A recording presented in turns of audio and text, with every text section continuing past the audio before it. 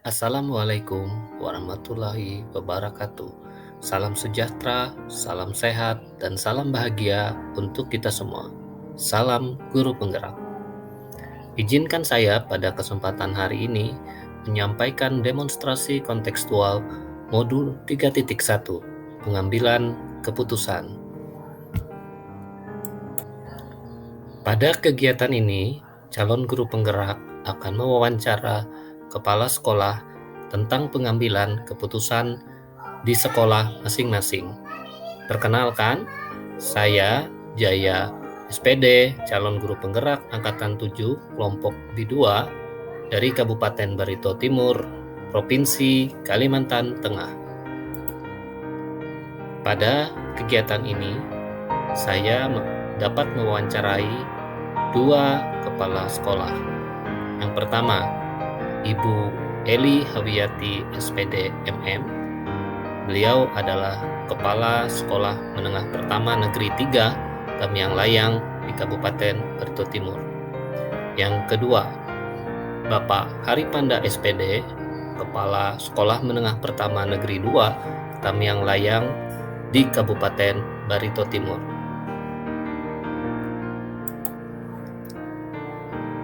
Pada kegiatan ini, saya membuat 10 pertanyaan pemandu sebagai bahan untuk wawancara terhadap kedua kepala sekolah tadi. Pertanyaan pertama, bagaimana Bapak atau Ibu melihat persoalan yang terjadi di sekolah Bapak atau Ibu? Jawaban dari narasumber, Pak Haripanda, saya melihat persoalan di sekolah saya sangat kompleks, di mana ada kasus antara guru dan guru, antara guru dan tenaga kependidikan, maupun guru dengan siswa, ataupun siswa dengan siswa, dan siswa dengan orang tua, ataupun orang tua dengan sekolah. Ibu Eli, melihat persoalan dari visi dan misi sekolah, sekolah ini sebenarnya tidak banyak masalahnya yang terlalu sulit, hanya masalah kenakalan remaja pada umumnya. Pertanyaan kedua, bagaimana pemikiran Bapak atau Ibu dalam menjalankan keputusan di sekolah, terutama untuk kasus di mana ada dua kepentingan yang sama-sama benar? Jawaban Pak Haripanda, pemikiran saya dalam mengambil keputusan adalah saya mendengar terlebih dahulu akar permasalahannya. Setelah itu, saya harus mendengar pendapat dari pihak yang terlibat, sehingga mampu mengambil keputusan bersama yang baik. Jawaban Ibu Eli, pemikiran saya dalam melihat keputusan di sekolah ini adalah bagaimana saya mampu melibatkan semua orang untuk mencari solusi terbaik dari permasalahan yang terjadi. Pertanyaan ketiga, langkah-langkah atau prosedur seperti apa yang biasa Bapak atau Ibu lakukan selama ini untuk memutuskan sebuah keputusan di mana ada dua kepentingan yang sama-sama benar? Jawaban Pak Haripanda, langkah yang saya ambil adalah mendengar apa yang menjadi permasalahan, kemudian merundingkannya dengan dewan guru dan orang tua supaya ditemukan solusi yang baik. Jawaban Ibu Eli, kita mengadakan identifikasi terhadap masalah yang ada, kemudian mencari informasi kenapa hal itu sampai terjadi, kemudian semuanya dievaluasi untuk mencari keputusan yang baik. Pertanyaan keempat, hal-hal apa saja yang Bapak atau Ibu anggap efektif dalam pengambilan keputusan di mana ada dua kepentingan yang sama-sama benar? Jawaban Pak Hari Panda. Kita bicarakan inti permasalahannya. Kenapa masalah itu bisa terjadi? Untuk mencari jalan keluar bersama. Pada intinya, keputusan itu harus melibatkan semua pihak yang terlibat. Jawaban Ibu Eli.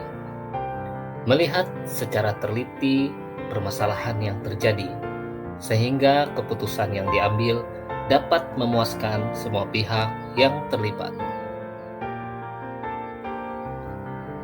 Pertanyaan kelima.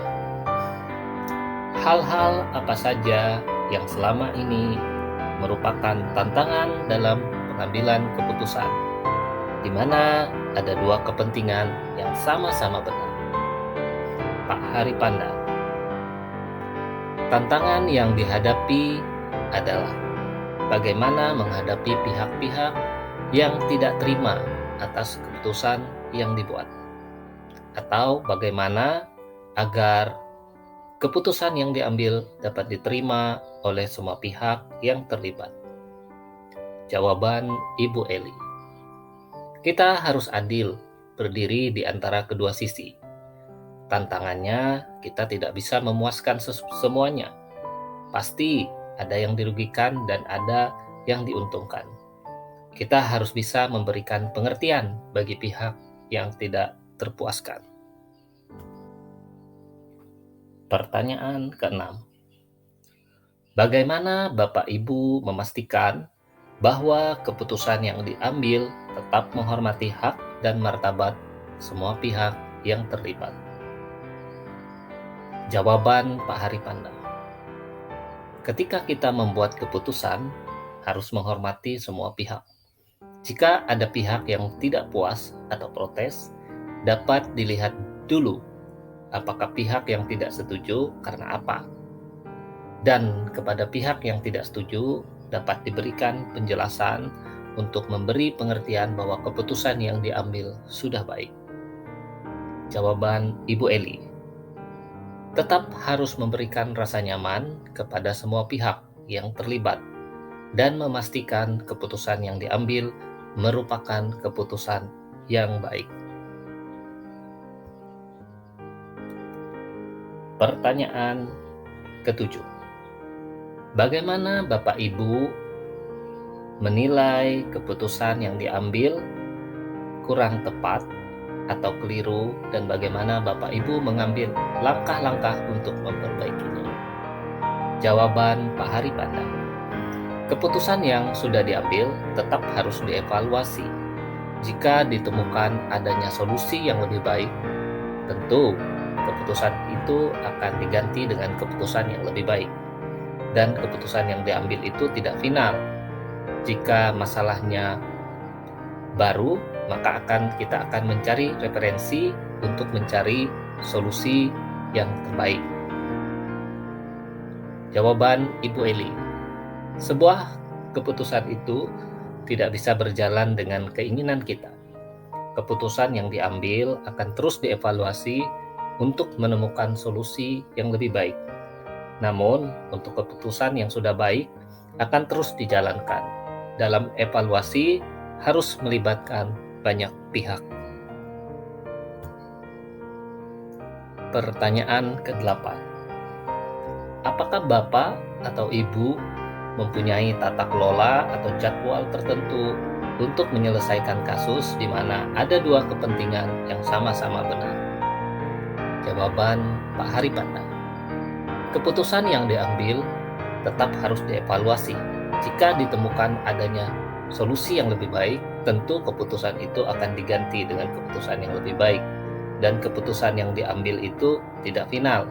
Jika masalahnya baru, kita harus mencari referensi untuk solusi yang baik. Jawaban Ibu Eli. Jika kasusnya kondisional atau perlu ditangani, maka keputusan yang diambil sesegera mungkin untuk merendam hal negatif yang mungkin muncul.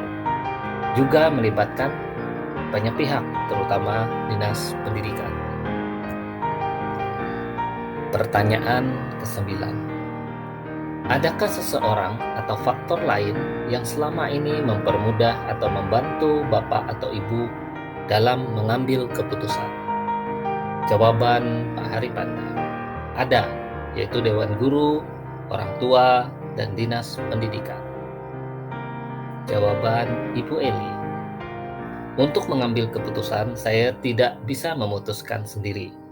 Yang terlibat guru, komite, seluruh warga sekolah, serta Dinas Pendidikan. Pertanyaan ke-10. Dari semua yang sudah disampaikan, apa yang bisa Bapak atau Ibu petik dari pengalaman Bapak atau Ibu dalam mengambil keputusan?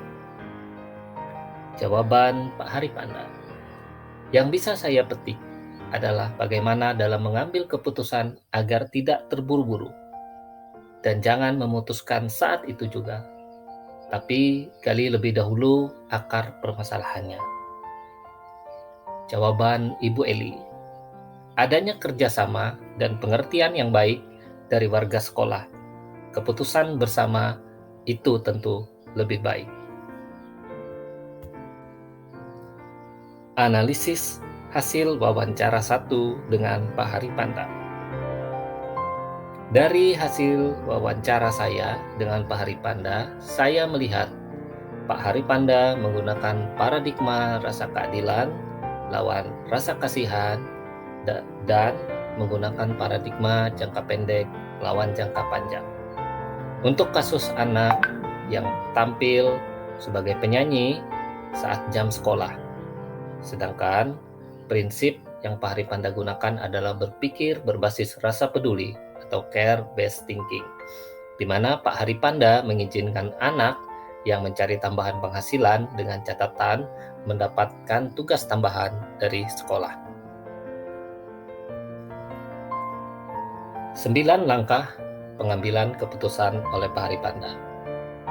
1. Mengidentifikasi nilai yang bertentangan, yaitu nilai keadilan dan rasa kasihan, di mana ada peserta didik yang mempunyai hak dan kewajiban yang sama, tetapi di satu sisi peserta didik itu harus mencari penghasilan lain, yaitu sebagai penyanyi pada acara-acara pernikahan atau acara-acara penting di kabupaten untuk mendapatkan penghasilan tambahan. Kemudian mengidentifikasi siapa yang terlibat, yaitu siswa, guru, dan orang tua. Kemudian fakta yang relevan bahwa siswa tersebut sering izin untuk mencari tambahan uang dengan bernyanyi di pesta atau acara perkawinan. Siswa tersebut juga ternyata mempunyai talenta di bidang tarik suara dengan memperoleh beberapa prestasi pada kejuaraan tingkat kabupaten, pada kejuaraan tarik suara tingkat kabupaten, tetapi guru banyak mengeluh tentang kehadiran siswa tersebut. Orang tua siswa juga diketahui adalah keluarga yang berasal dari keluarga berekonomi rendah. Pengujian benar dan salah. Tidak ditemukan adanya pelanggaran hukum dalam kasus tersebut. Tidak ada pelanggaran kode etik profesi dalam kasus tersebut. Menurut intuisi Pak Haripanda, tidak ada yang salah dalam kasus ini. Jika kasus ini viral, kepala sekolah atau Pak Haripanda juga tetap akan merasa nyaman karena keputusan sudah diambil sesuai dengan aturan yang berlaku.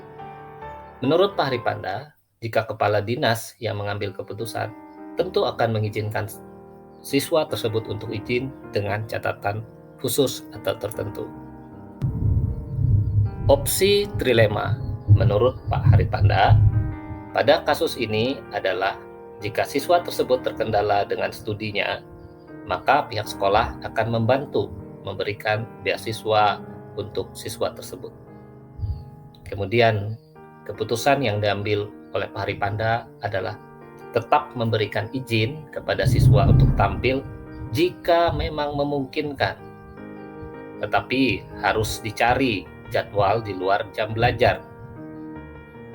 Kemudian, jika siswa tersebut tidak masuk karena izin mencari tambahan atau penghasilan tambahan, maka siswa tersebut wajib mendapat tugas tambahan dan sekolah akan tetap memantau perkembangan anak dan berkomunikasi dengan orang tua. Analisis hasil wawancara kedua bersama Ibu Eli Hawiyati SPD MM, Kepala SMP Negeri 3 Tamiang Layang, Kabupaten Barito Timur, Provinsi Kalimantan Tengah. Dari hasil wawancara saya dengan Ibu Eli, saya melihat Ibu Eli menggunakan paradigma rasa keadilan melawan rasa kasihan dan individu melawan kelompok. Untuk kasus anak yang berkebutuhan khusus di SMP Negeri 3 Tamiang Layang. Sedangkan prinsip yang Ibu Eli gunakan adalah berpikir berbasis rasa peduli atau care-based thinking, di mana Ibu Eli memberikan toleransi atas nilai siswa yang berkebutuhan khusus dengan mempertimbangkan masa depan dan hak anak untuk memperoleh pembelajaran. 9 langkah pengambilan keputusan oleh Ibu Eli. Yang pertama, mengidentifikasi nilai yang bertentangan, yaitu nilai keadilan dan rasa kasihan. Kemudian, mengidentifikasi siapa yang terlibat, yaitu siswa, guru, dan orang tua. Kemudian, fakta yang relevan, bahwa siswa tersebut adalah penyandang disabilitas. Dalam hal ini, dalam proses pembelajaran sangat susah untuk menulis, tetapi mampu untuk membaca. Dalam beraktivitas juga mengalami kendala, terutama untuk berjalan. Sekolah SMP Negeri 3 Tamiang Layang adalah sekolah reguler yang belum mempunyai guru inklusi. Pengujian benar salah. Tidak ditemukan adanya pelanggaran hukum dalam kasus tersebut. Tidak ada pelanggaran kode etik profesi dalam kasus tersebut.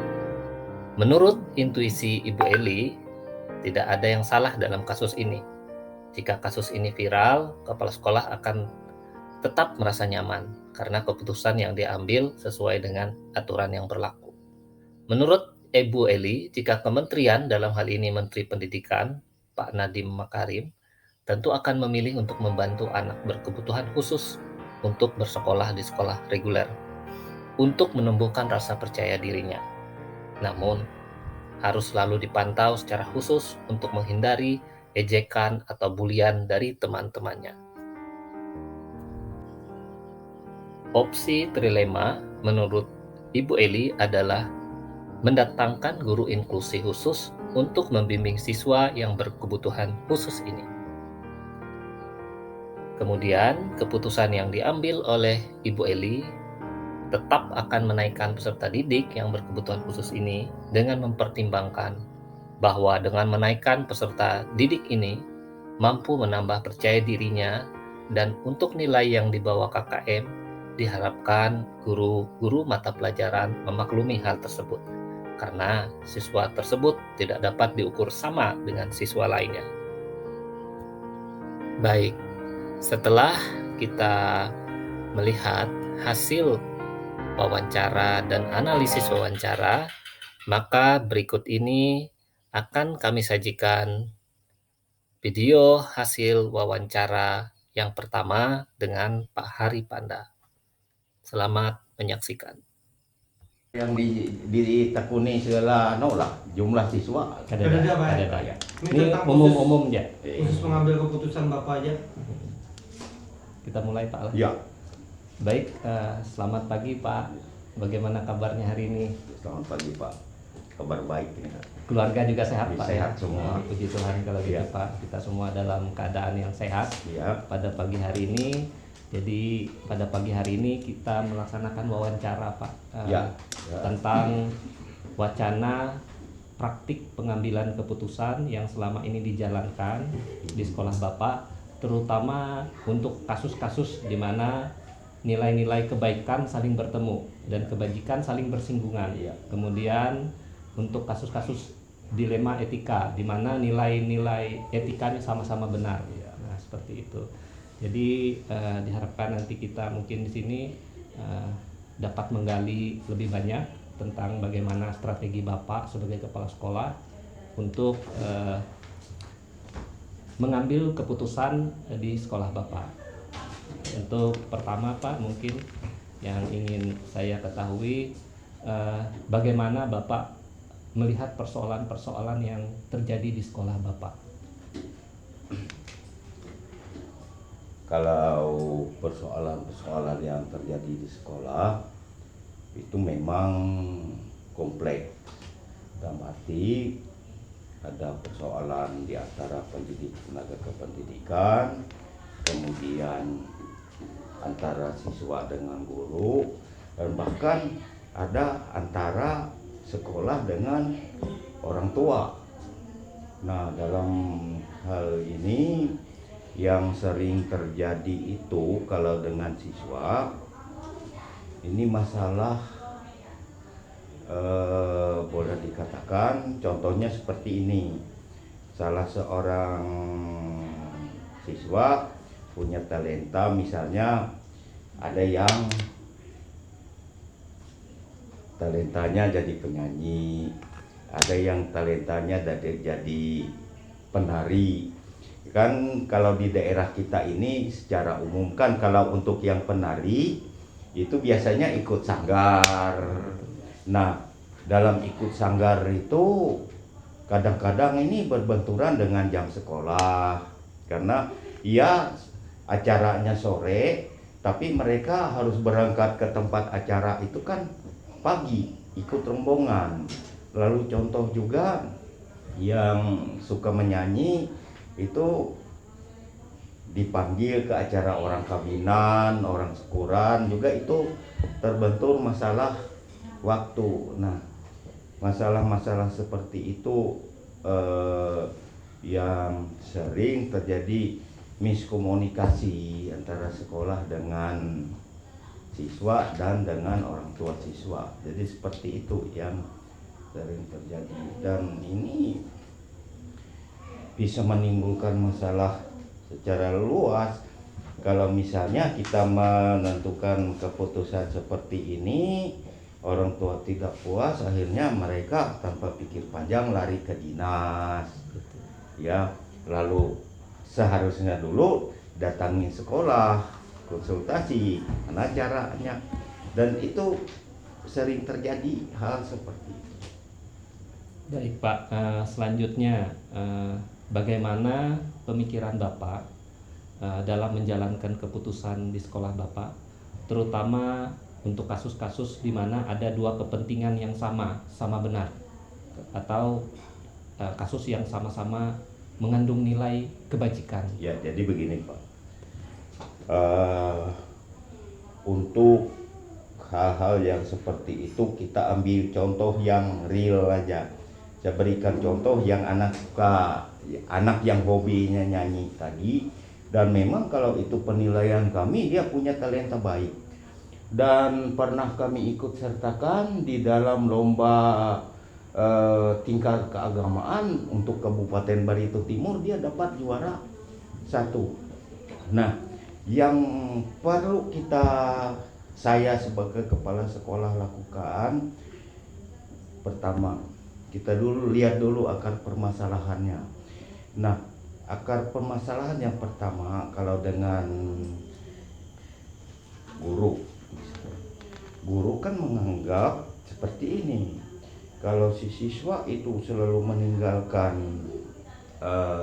pelajaran demi memenuhi tuntutan tampil di satu tempat tadi, jelas guru mengeluh bagaimana dia bisa mengikuti pelajaran. Nah, bagaimana dia mengikuti pelajaran kalau dia terus-menerus meninggalkan tugas belajarnya di sekolah. Nah, ini yang jadi permasalahan. Nah, lalu salah satu solusinya kita duduk bersama-sama dengan Dewan Guru, artinya kita tekankan di sini jalan keluar terbaik. Nah, yang pertama kita sampaikan bahwa semua siswa itu tentu kemampuannya berbeda dari segi akademik dan hal-hal lain. Contoh, dia mungkin lemah di segi akademik, akan tetapi dia punya talenta pintar menyanyi. Nah, tugas kita sebagai pendidik adalah bagaimana mengajar dia secara akademik supaya bisa, dan bagaimana juga kita memberikan dukungan agar talentanya itu bisa berkembang. Karena suatu hari nanti mungkin secara akademik, apalagi kondisi orang tuanya Pak pas-pasan, dia mau melanjutkan ke jenjang yang lebih tinggi, kuliah misalnya, terbantu masalah biaya. Akan tetapi dia punya modal suara tadi. Nah, modal suara tadi kalau kita berikan dukungan, kita bina, itu nanti bisa jadi sumber kehidupan ke anak tersebut. Nah, jadi di situ pertama kita dengan Bapak Ibu guru, nah baru setelah sama-sama memahami, mendidik siswa, mengajar siswa, dan mengembangkan kreativitas siswa itu bagaimana, akhirnya nanti timbul suatu artinya keputusan bersama. Lalu solusi pertamanya si siswa itu kita panggil, kita berikan penjelasan. Nah, kan tetapi Pak masih ada masalah lain. Orang tuanya mungkin tidak terima dalam arti, wah ini kan anak saya misalnya harus berangkatnya pagi, lalu misalnya jobnya ini kan tidak tiap hari. Nah di sini lagi kita harus bagaimana membuat satu keputusan agar sekolah atau dia belajar, dia mendapat pengajaran di kelas itu tidak terganggu, lalu dia ikut nyanyi tadi juga tidak terganggu. Dan salah satu caranya orang tuanya kita ajak sama-sama, dan pernah kami lakukan ini bersama guru BP itu mewakili sekolah datang ke orang tua untuk menjelaskan. Pada intinya sekolah tidak pernah melarang, hanya mari kita sama-sama atur waktu supaya si anak tetap sekolah, lalu pada hari itu juga dia bisa ikut tampil di sana. Makanya kami minta tolong kalau misalnya ada orang yang mengundang anak bapak dan ibu untuk tampil di sana, jelaskan bahwa baru bisa tampil setelah jam sekolah. Nah, kalau memang tempatnya agak jauh, salah satu cara lagi, silahkan anak bapak dan ibu tampil, tapi guru-guru memberikan pelajaran pada dia secara daring lewat WA dan sebagainya. Jadi seperti itu.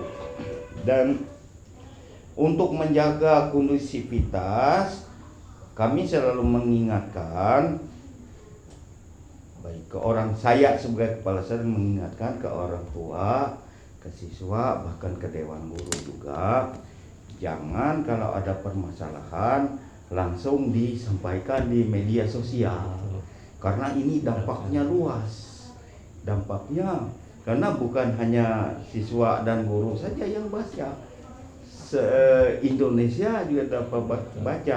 Akhirnya masalah yang kecil yang bisa kita atasi sama-sama tadi bisa jadi besar. Dan yang paling ini Pak, yang paling saya boleh katakan agak memerlukan pemikiran yang dalam ini mengenai ini. Sekarang kan kurikulum merdeka. Ya, betul. Oke, di sekolah kita belum melaksanakan, tapi kita sudah harus bersama-sama Bapak Ibu guru itu mencoba menerapkan paling tidak teknik-teknik atau paling tidak kita kita identifikasi apa yang menjadi permasalahan di sekolah kita untuk menentukan kebijakan. Contoh yang diutamakan di dalam kurikulum merdeka kan pengembangan diri anak sesuai dengan minat dan bakat dia. Nah, disitulah yang memerlukan keputusan bersama yang pada akhirnya secara akademik dia berkembang baik sesuai kemampuannya, dan secara non akademik dia bisa berkembang lebih baik lagi. Jadi seperti itu, Pak. Betul.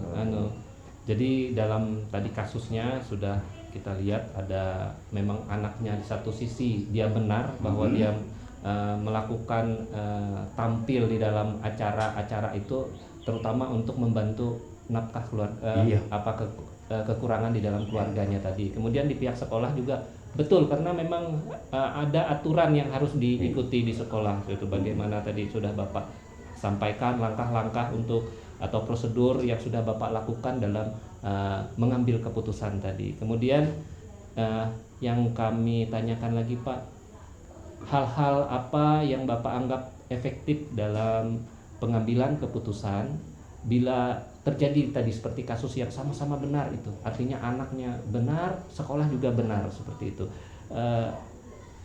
Hal-hal apa yang Bapak anggap efektif, Pak, dalam pengambilan keputusan?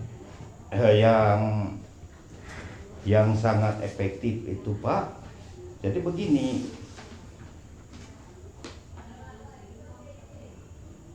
kita buat itu atau kita bicarakan permasalahannya apa,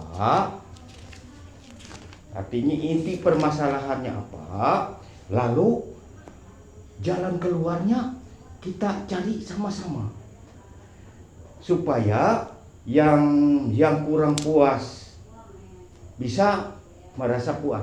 Jadi karena intinya di dalam suatu keputusan itu sangat tidak baik kalau misalnya saya kepala sekolah hanya menetapkan keputusan berdasarkan pemikiran saya tanpa melibatkan rekan-rekan guru dan juga siswa yang bersangkutan dan orang tua. Karena begini, kalau saya sebagai kepala sekolah walaupun itu benar, tapi saya memaksakan harus seperti ini, kan akhirnya masih tidak ini, Pak, ada ketidakpuasan antara beberapa pihak. Nah, kalau artinya kita duduk satu meja bersama-sama, ini solusi kita, ini keputusan bersama, bukan keputusan pihak A pihak B, itu nanti dalam pelaksanaannya pasti sama-sama puas dan ada saling pengertian dan pemahaman. Dan buktinya sekarang, Pak, yang pernah terjadi kasus seperti itu, malahan orang tuanya sangat berterima kasih. Karena pada awalnya mereka ya menyadari juga karena tuntutan kondisi mereka seakan-akan memaksakan kehendaknya, tapi setelah dijelaskan mereka sangat paham bahwa mereka menyadari anak mereka perlu sekolah dan di satu sisi juga perlu membantu cari penghasilan untuk orang tua di rumah.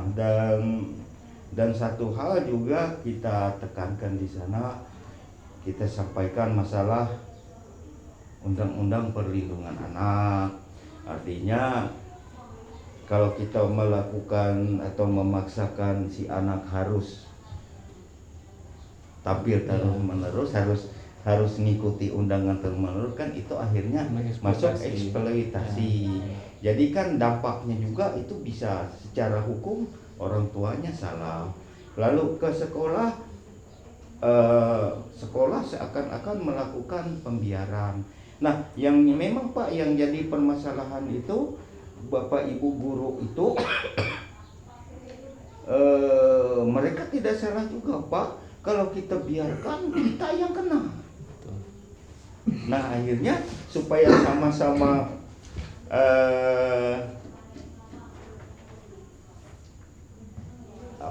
sama-sama mempertanggungjawabkan apa yang menjadi keputusan kita, itu tadi kita rundingkan secara bersama-sama. Karena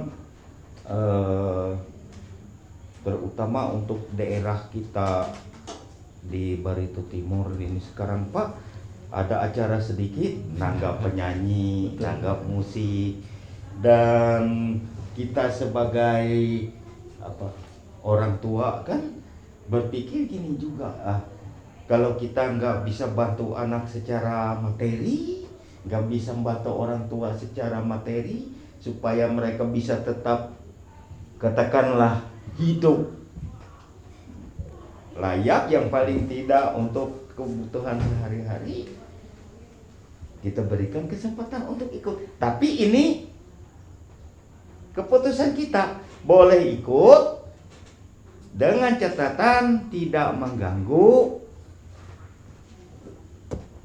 pembelajaran. Lalu yang kedua, kalau tampil karena usia masih boleh dikatakan memasuki masa remaja, tolong jaga image masyarakat. Jangan ada anggapan, oh itu anak dari sekolah ini tampil kayak orang yang sudah nih, ya jangan seperti itu.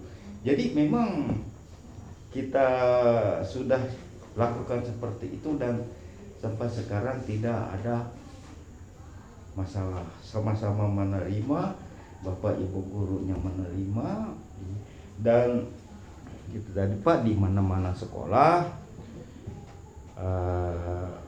artinya saya sebagai pimpinan sangat menyadari untuk menanam atau untuk mengimplementasi kurikulum Merdeka ini ada kesulitannya di mana Pak?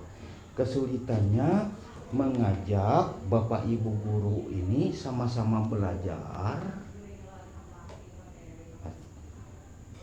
lalu sama-sama mengimplementasikan apa yang sudah kita pelajari. Itu yang paling berat untuk sekolah, karena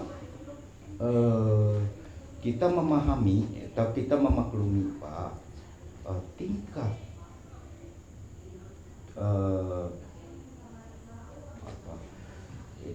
itu kalau sebilang kemampuan bukan juga, tingkat cara berpikir rekan-rekan sejawat kita kan beda-beda Pak.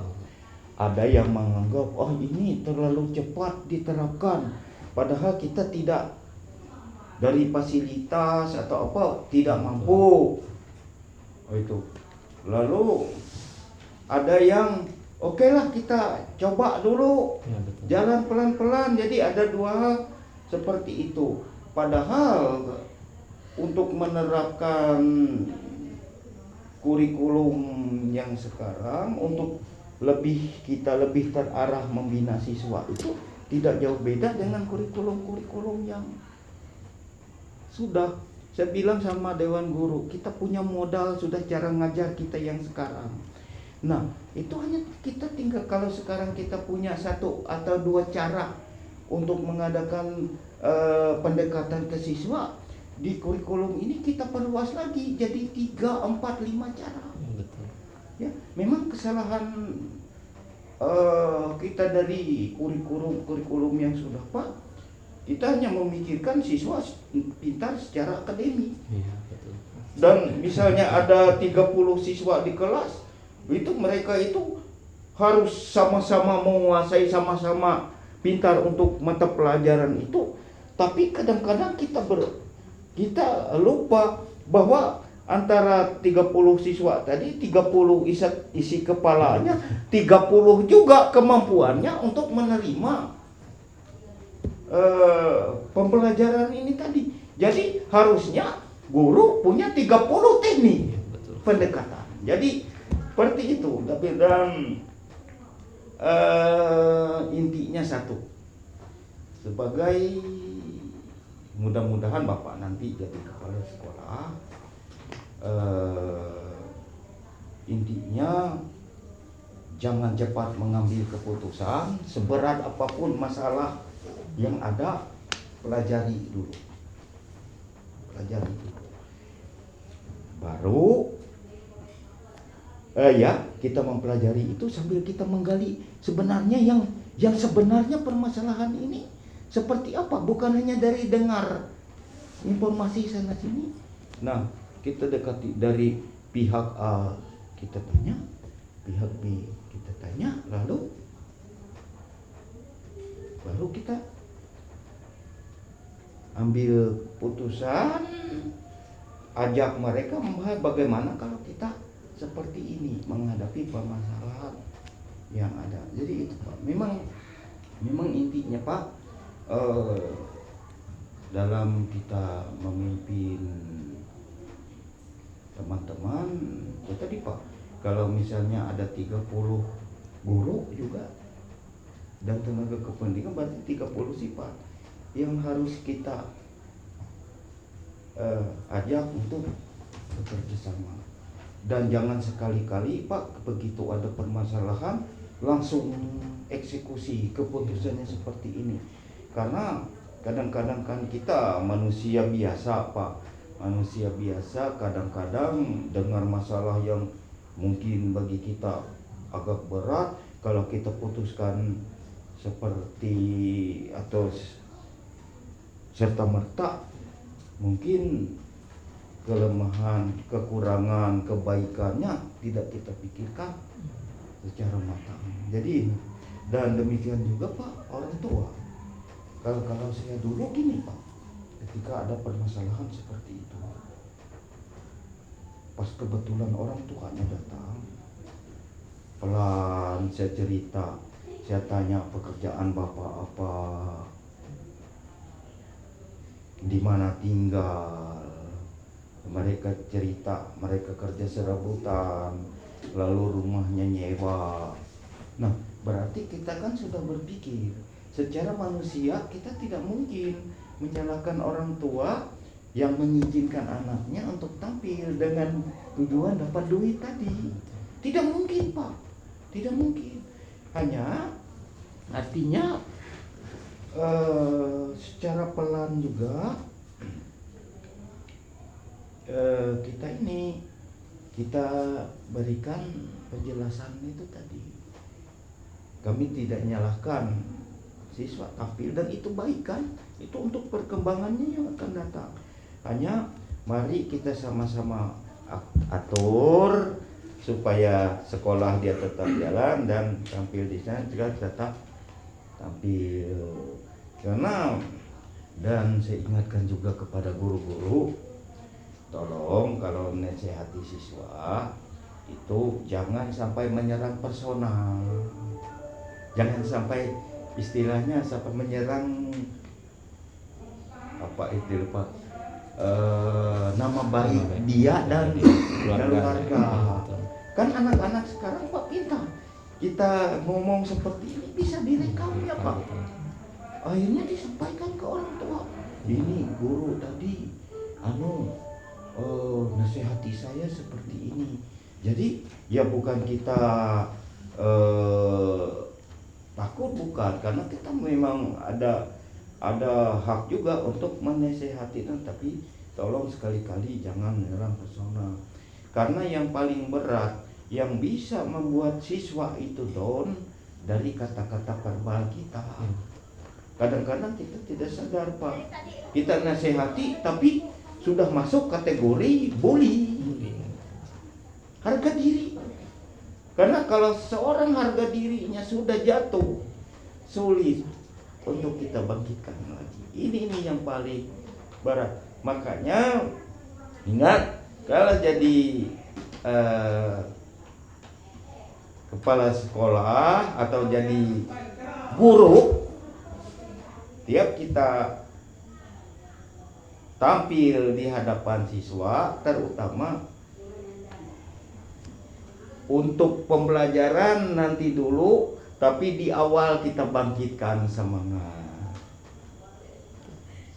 mereka, supaya mereka menyadari, saya belajar ini untuk apa, saya punya talenta yang bagus, gimana saya menggunakannya supaya berkembang lebih baik. Jadi seperti itu yang memang perlu kan di dalam tanggung jawab kita. Karena intinya, dan Bapak Ibu nanti kalau jadi kepala sekolah sebenarnya mudah.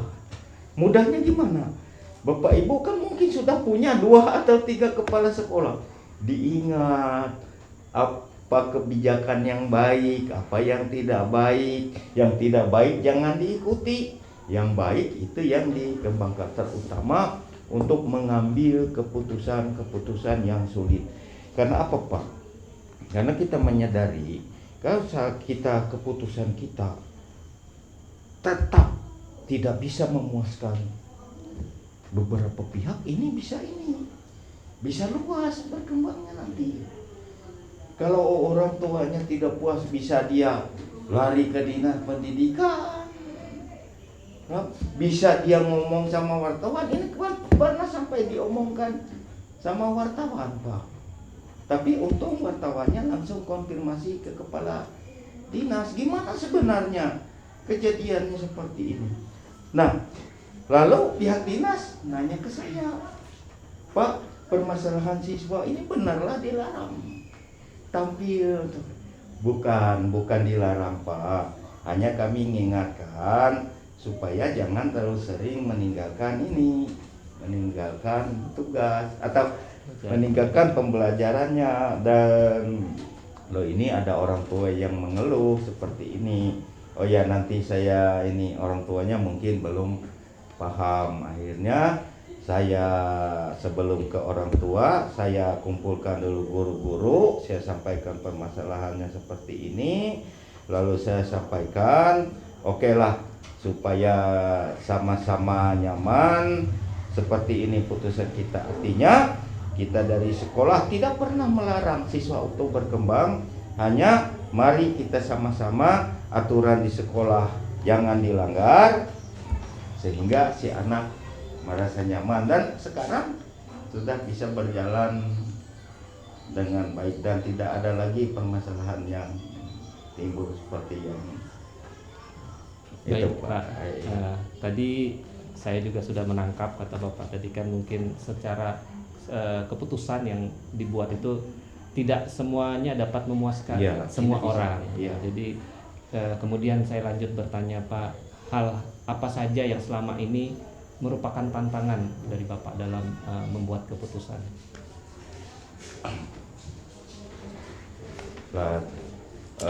Tantangan di dalam membuat keputusan itu jelas ada, Pak. Di mana-mana jelas ada. Artinya dari setiap permasalahan itu, ketika kita memutuskan seperti ini, pasti ada pihak lain yang kurang puas dalam arti katakanlah menganggap keputusan itu hanya berpihak pada satu pihak saja, tidak semua. Nah, hanya kita perlu pendekatan juga ke pihak yang kurang puas. Artinya kita jelaskan, ini keputusan kita, sambil kita evaluasi. Ini kalau keputusan kita ini masih belum mencapai hasil yang maksimal, kita bicarakan lagi, kita rubah caranya, kita cari jalan keluar yang lain. Karena dalam menghadapi suatu permasalahan, apalagi ini ke personal baik siswa ataupun guru itu jelas ada pihak yang puas dan ada yang tidak puas. Hanya kita meminimalisir itu. Saya yakin Pak, setiap keputusan kita itu pasti ada yang tidak puas bagaimanapun. Dan saya juga tekankan begini Pak, baik ke guru, tenaga kependidikan atau usaha, kita menghadapi siswa, teman, tentu kan punya sifat bisa berbuat salah. Artinya menurut kita dia melakukan tindakan yang salah. Jangan sekali-kali Pak, di dalam pikiran kita ini orang yang pernah berbuat salah tidak bisa memperbaiki dirinya. Itu kunci kepemimpinan. Kalau kita, siapapun orangnya, pernah melihat kesalahan lalu mencap seseorang itu tidak bisa lagi memperbaiki kesalahan, apa dampaknya Pak? Bagaimanapun bagusnya niatnya memperbaiki diri, tetap saja dianggap kita salah. Dan itu jelas Pak, tidak akan bisa membuat kedamaian di lingkungan belajar kita. Baik itu penilaian kita untuk siswa ataupun untuk rekan-rekan sejawat. Itu yang paling harus kita buang jauh-jauh seperti itu. Jangan sekali-kali mencap orang yang pernah berbuat salah dia tidak bisa memperbaiki diri. Jangan sekali-kali. Nah, jadi itu Pak. Dan tugas kita sebagai kepala sekolah itu Pak memang berat. Kadang-kadang kita dianggap Pak, oh ke si A ini ya, anak emasnya Bapak kepala sekolah, si B ini bukan anak. Padahal tidak seperti itu Pak. Tidak seperti itu. Karena kadang-kadang kita sebagai pemimpin lambat laun kan Pak, kita tahu sifat rekan-rekan kita semua. Lalu sederhana saja Pak, bagaimana kalau putusan kita seperti ini? Sebagian teman langsung melaksanakan, tapi sebagian acuh tak acuh, sebagian tidak menjalankan sama sekali. Jadi memang itu. Nah, itu yang harus kita terus-menerus evaluasi, di mana inti permasalahan orang seperti ini. Dan padahal Pak, intinya manusia ini kan dihargai. Ya betul Pak. Jadi siswa dihargai juga. Padahal untuk siswa ini Pak, supaya mereka itu selalu semangat, pujian sekecil apapun itu sudah mengangkat semangat mereka. Dan tidak aneh Pak, jadi seperti ini. Mungkin di antara guru itu ada yang dicap siswa galak, tapi kadang-kadang Pak siswa suka betul. Guru yang galak. Kenapa? Oh, Bapak itu kemarin pemarah katanya, tapi pintar menyemangati kami. Jadi itu nilai-nilai seperti itu. Dan saya sebagai kepala sekolah Pak tetap berusaha untuk mampu memberikan semangat kepada rekan-rekan, kepada siswa, supaya mereka tetap berkembang. Jadi kalau menurut saya Pak, ini mungkin masih di dalam pertanyaan atau apa yang ingin Bapak ketahui, kelemahan kita baik sebagai guru ataupun kepala sekolah, kadang-kadang melihat satu hal itu yang perlu diperbaiki, tapi tidak tahu akar permasalahan yang membuat seperti itu apa. Ya, akhirnya ketika kita membuat perencanaan atau menyelesaikan masalah itu Pak tidak ketemu Iya. titiknya. Itu kadang-kadang. Makanya kalau ada masalah hari ini, misalnya, jangan langsung hari ini, bawa aja pulang loh. Mungkin di rumah kan kita dapat inspirasi apa, lalu orang-orang yang kita percayai, yang kita kenal di sekolah itu bisa kita ini kan, benar permasalahan. Karena kita enak, kita kan punya banyak telinga, punya banyak mata. Ya kita tanya aja, sebenarnya permasalahan seperti ini nih, kenapa bisa terjadi seperti ini? Itu lambat laun muncul. Dan artinya perlu kita tanamkan juga Pak,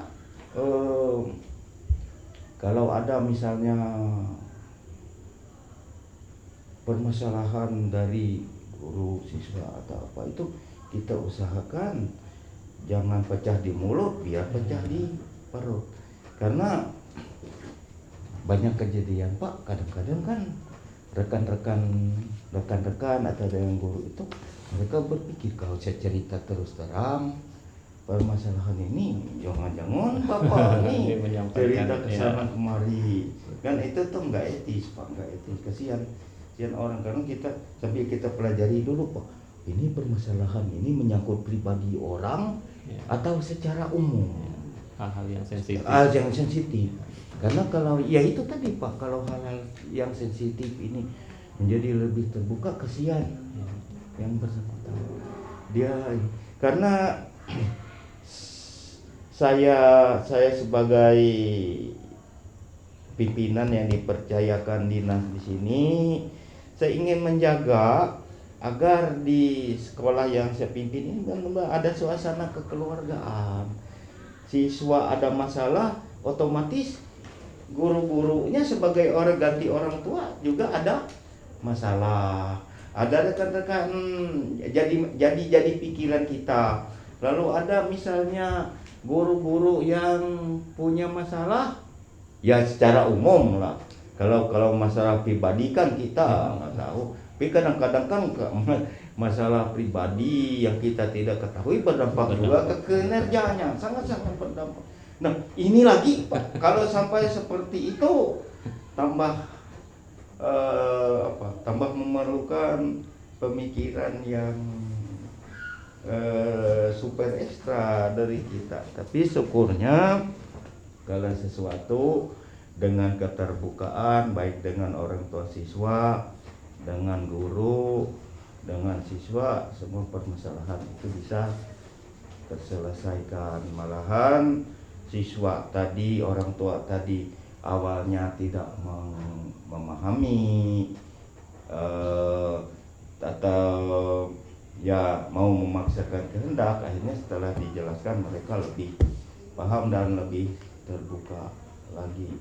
Bayangkan Pak, ya karena ada anggapan sekolah artinya tidak memberikan izin ke siswa. Tadi sampai ada dari, kalau tidak salah,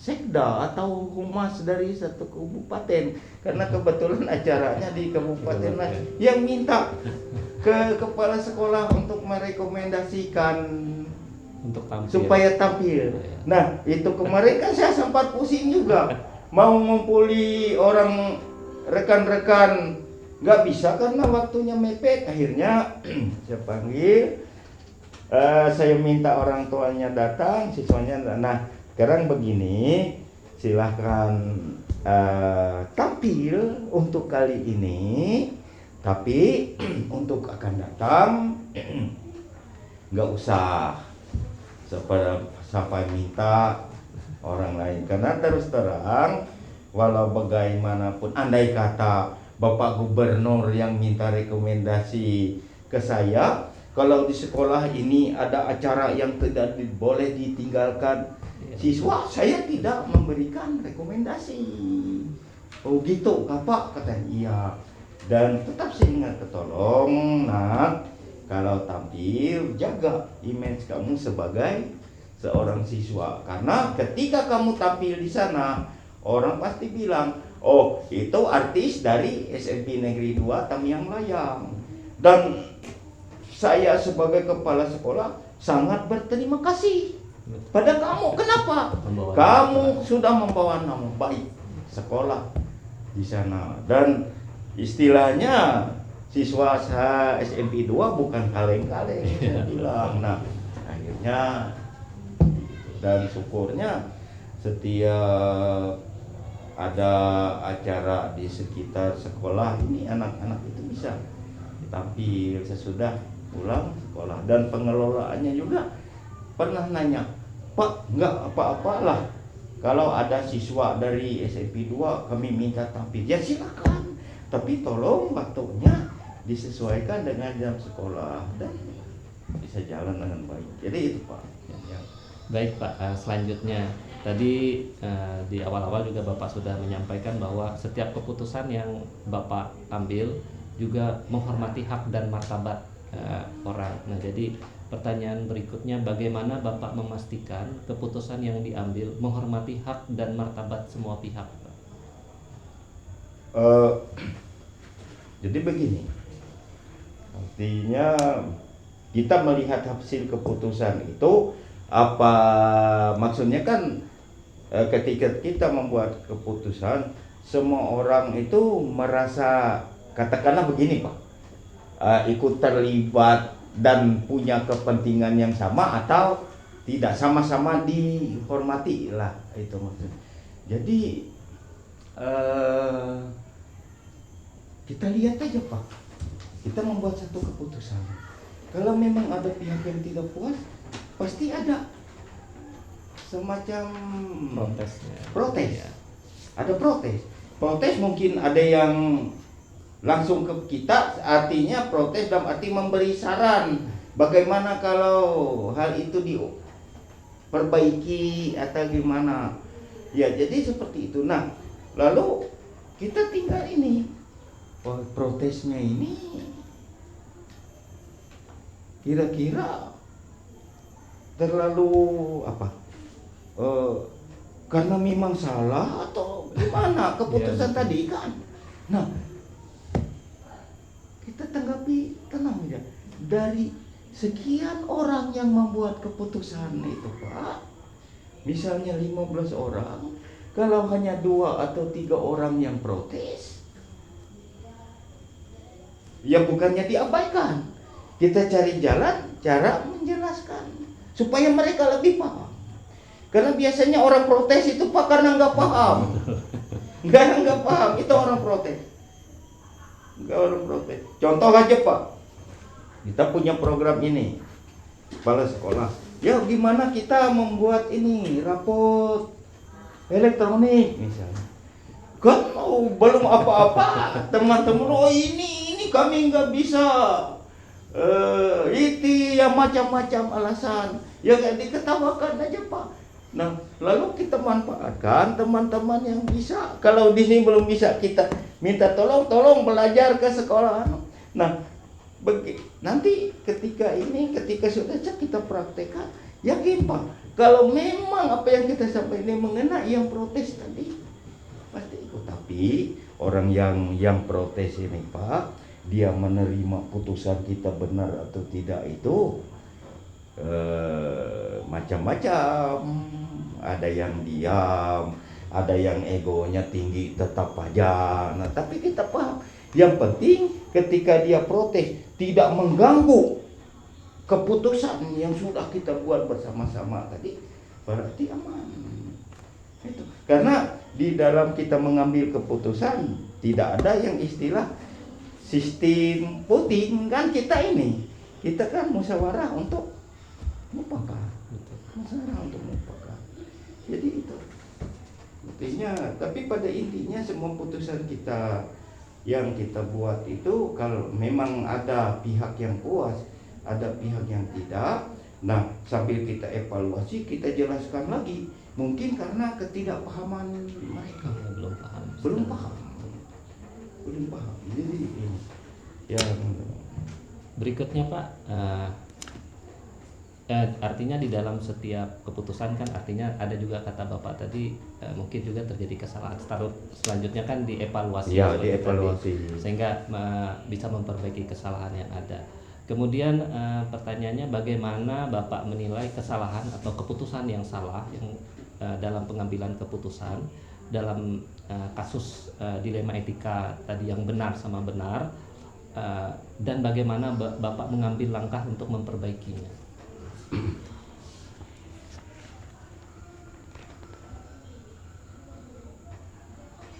Ya, jadi kita itu ini sama-sama benar, tapi Ya. ada yang pihak tidak puas kan. Nah, boleh saya katakan Pak, sering yang tidak puas ini dari pihak kita. Katakanlah kalau kita membuat putusan untuk siswa yang bisa minta izin keluar untuk ada acara tadi, mungkin masih tidak puas itu dari pihak kita Pak, walaupun solusinya kan 50-50 sudah. Nah, dan setiap inti permasalahan atau intinya saya evaluasi Pak ya, karena ini Pak, karena ego apanya, misalnya saya guru bahasa Indonesia, setiap jam saya ditinggalkan berarti Tidak menghargai. Dia tidak menghargai. Nah, di situ Pak yang sering menjadi ada ketidakpuasan dari personal, bukan dari secara dari personal. Nah, di sini Pak memang di sini memang perlu apa Pak? Ya katakanlah perlu pendekatan yang lebih Pak. Perlu pendekatan yang lebih, artinya kita sebagai pimpinan itu tetap bagaimanapun caranya untuk memberikan pengertian ke pihak yang tidak puas. Malahan bisa kita secara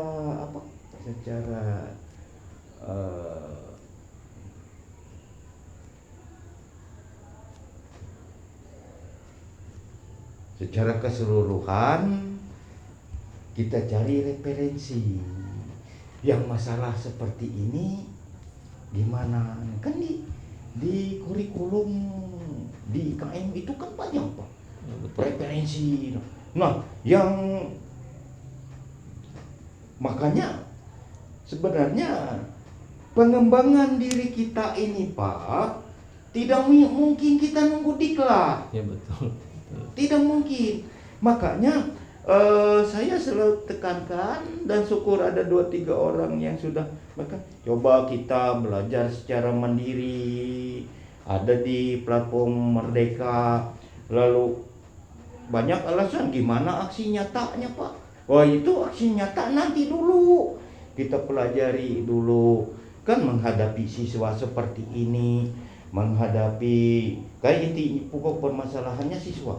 Karena di sekolah itu Pak jarang yang pokok permasalahan guru antar guru. Iya betul. Jarang Pak.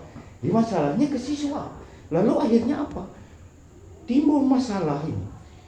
5 guru senang siswa tersebut. 5 guru merasa ketika dia mengajar disepelekan. Akhirnya ada masalah. Lalu itu yang nah, tadi sudah kita buat keputusan tapi toh ada yang masih tidak puas. Ya hanya itu tadi. Mungkin di rapat atau kita sambil ngopi sama-sama. Nah, ayo kita coba ini ada materi yang misalnya pengembangan kreativitas siswa yang ketika dia melaksanakan kadang-kadang berbenturan dengan jam ngajar. Nah, lalu ayo kita pelajari sama. Jadi lewat dengan cara seperti itu dan membuat orang puas tidak semudah balik terlampau ternyata. Mungkin dia tahun ini menganggap masih kita itu salah, tapi yakin seiring dengan perkembangan suatu saat dia pasti mengakui.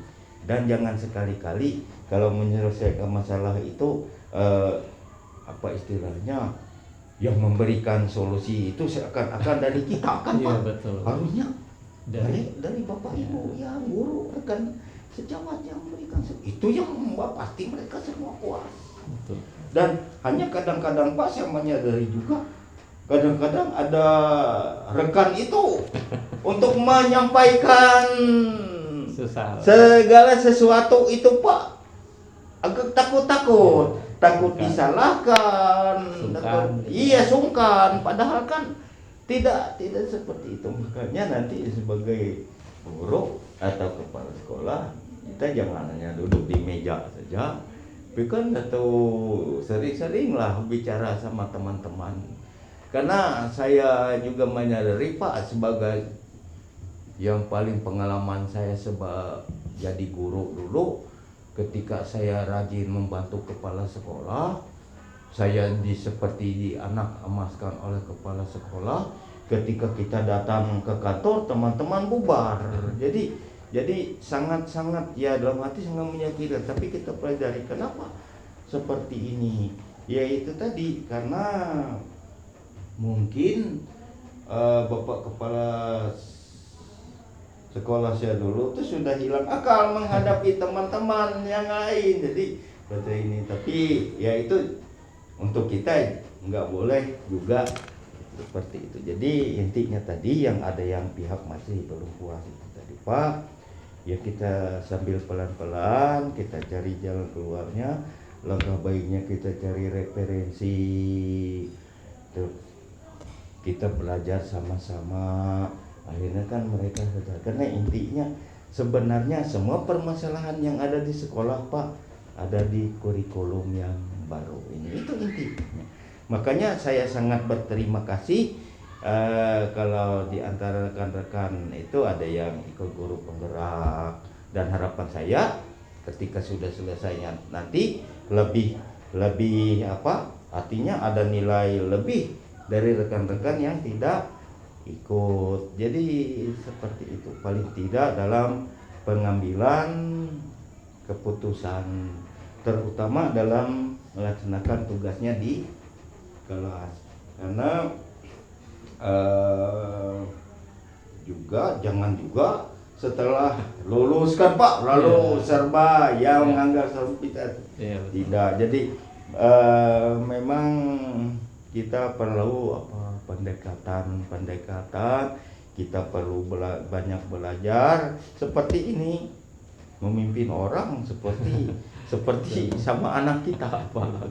Karena kan anak kita ketika kita minta sesuatu ajarkan, mereka melawan kan kadang-kadang. Nah kita kan kadang timbul marah, kenapa dia melawan? Padahal ada intinya, kenapa dia tidak mau. Jadi seperti itu. Saya yakin Pak, jadi intinya tadi membuat semua orang puas itu hampir tidak mungkin, tapi kita hanya bisa menjelaskan lebih detail lagi ke pihak yang tidak puas tadi, kenapa kita semua ngambil keputusan seperti ini. Betul. Iya, kalau kita tidak buat seperti ini kelemahannya, ini kerugiannya. Contoh, akhirnya kita dibilang tidak berpihak ke siswa, tidak memperhatikan perkembangan kreativitas siswa. Yang ruginya siapa? Siswa rugi, kita rugi. Nah itu. Dan kita jadi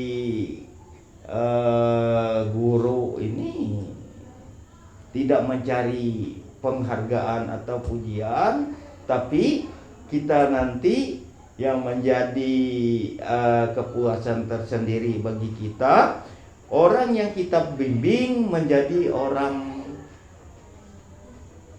yang baik sesuai dengan talenta yang mereka miliki.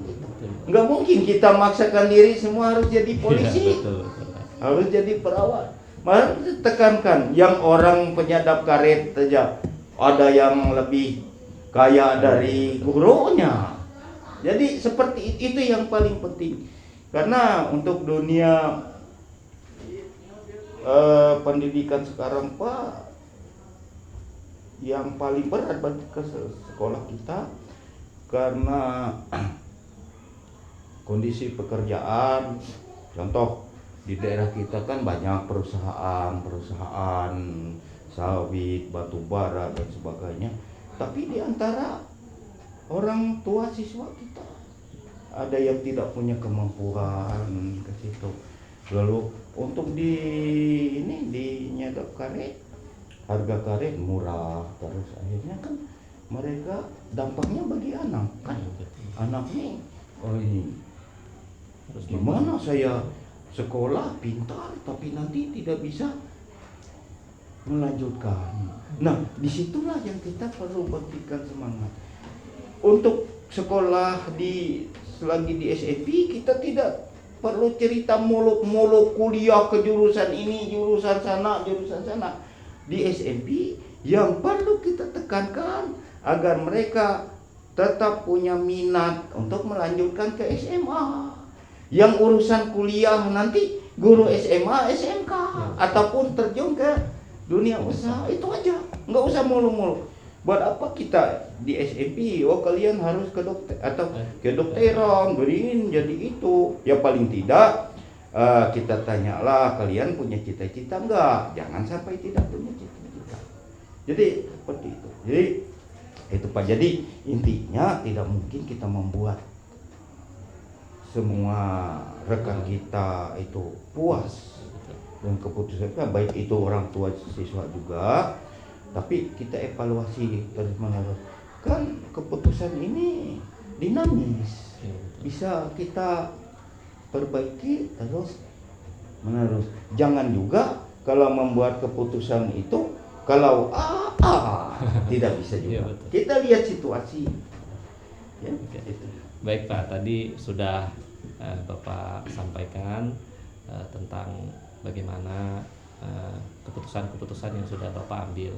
Kemudian Pak, ini saya ingin bertanya lagi. Mungkin tadi sudah juga disampaikan secara tersirat.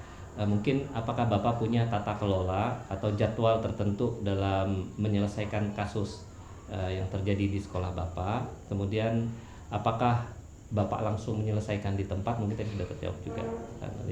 Atau memiliki sebuah jadwal untuk menyelesaikan bentuk atau prosedur. Kalau punya jadwal, bagaimana bentuk dan prosedurnya? Oh ya, jadi begini Pak.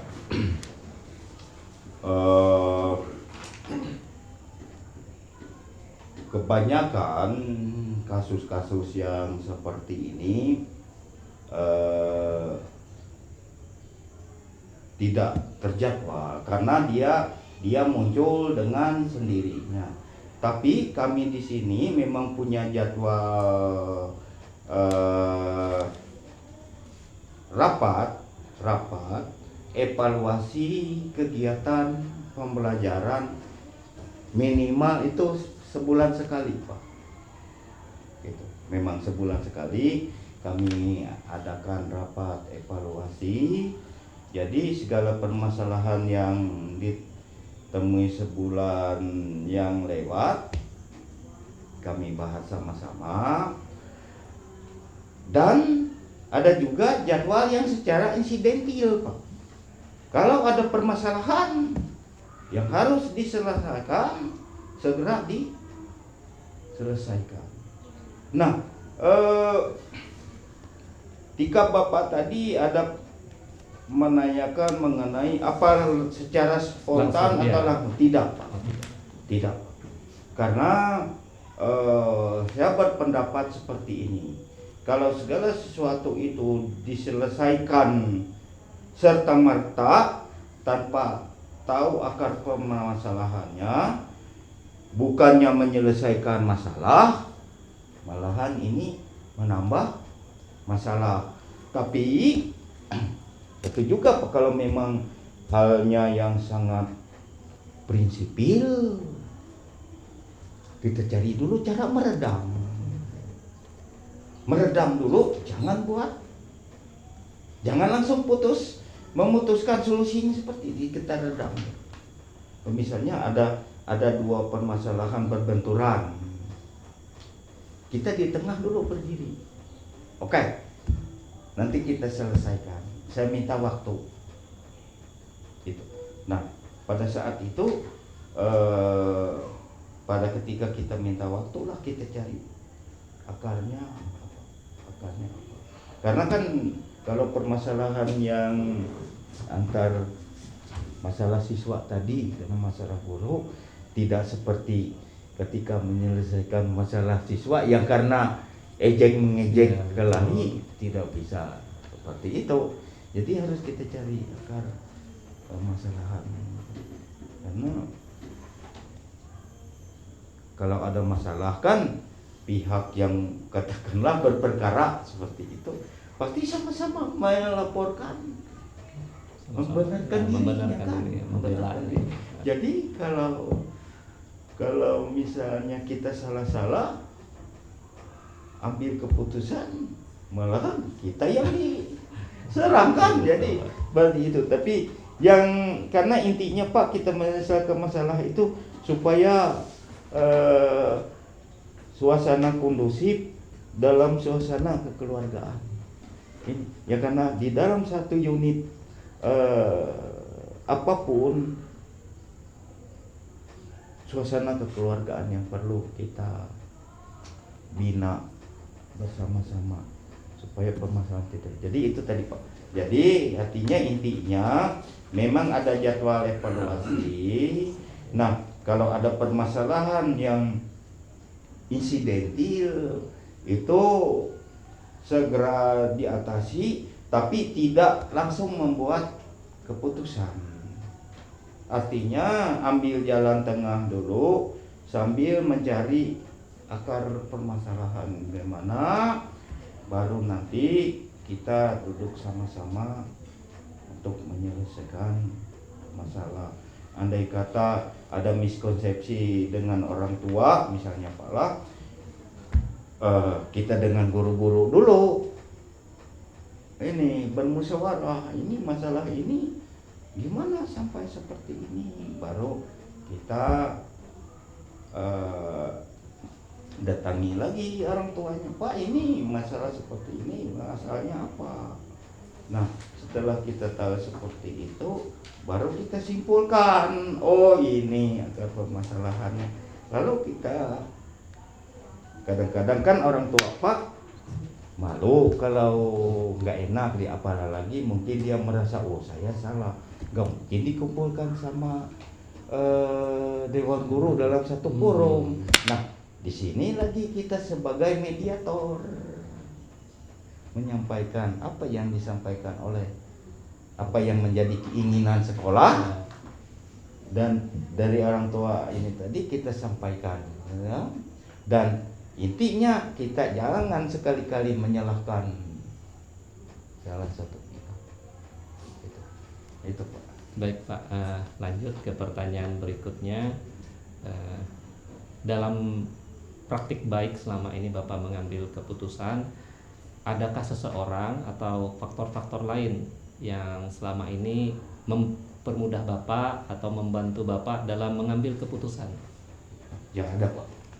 Ini kan faktor lain ini dari rekan sejawat juga Pak. Artinya ketika kita membuat satu keputusan, kalau memang keputusan itu kurang pas dan punya dampak di belakang, mereka memberikan saran, Pak jangan kira-kira kalau seperti ini Pak boleh tidak. Jadi ada dan hampir semua Pak yang memberikan artinya dukungan yang berdampak, hampir semua. Jadi selama ini tidak ada rekan-rekan yang di SMP atau di sekolah ini yang kalau ada keputusan itu selalu bertolak belakang. Kalau memang kurang pas mereka memberikan saran itu. Jadi dan karena kadang-kadang yang lebih tahu inti permasalahannya rekan-rekan, itu yang membuat kita mudah. Dan syukurnya setiap putusan kita itu diterima oleh pihak lain yang katakanlah dari pihak orang tua siswa, semua artinya agak menerima apa yang sudah kita butuhkan. Karena ya itu tadi, segala sesuatu yang baik itu bukan dari kepala sekolahnya Pak, tapi dari rekan-rekan ini tadi. Kan saya bertanya, ini masalah seperti ini kira-kira gimana solusinya?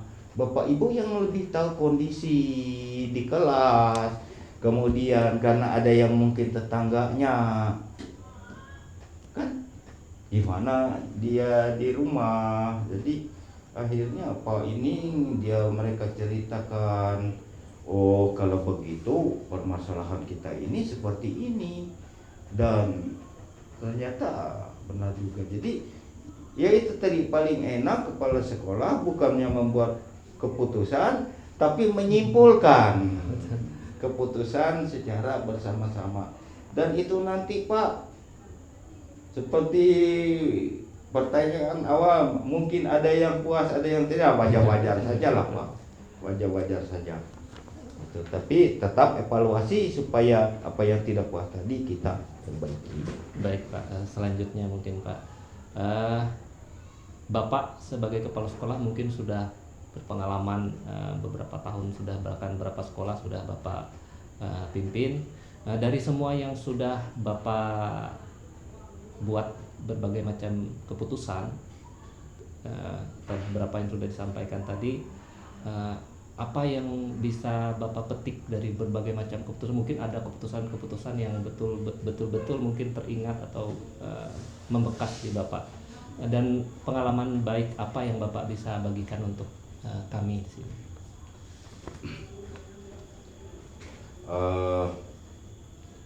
Jadi begini Pak, selama saya memimpin, pengalaman yang sangat berkesan itu Pak, ketika saya mampu merangkul rekan-rekan sejawat untuk melaksanakan suatu program. Program itu memang ide saya sebagai kepala sekolah, tapi ketika saya menyampaikan itu merupakan ide cara bersama-sama. Jadi contoh ini, waktu pelaksanaan ujian nasional berbasis komputer, ya, hampir semua sekolah menganggap bahwa program itu, kegiatan itu tidak mungkin dilaksanakan karena alasan fasilitas, sumber daya manusia, dan segala hal. Nah, tapi ketika saya bersama Bapak Ibu guru mengajak, atau saya ajak, dan kita duduk satu meja merencanakan program itu bisa jalan.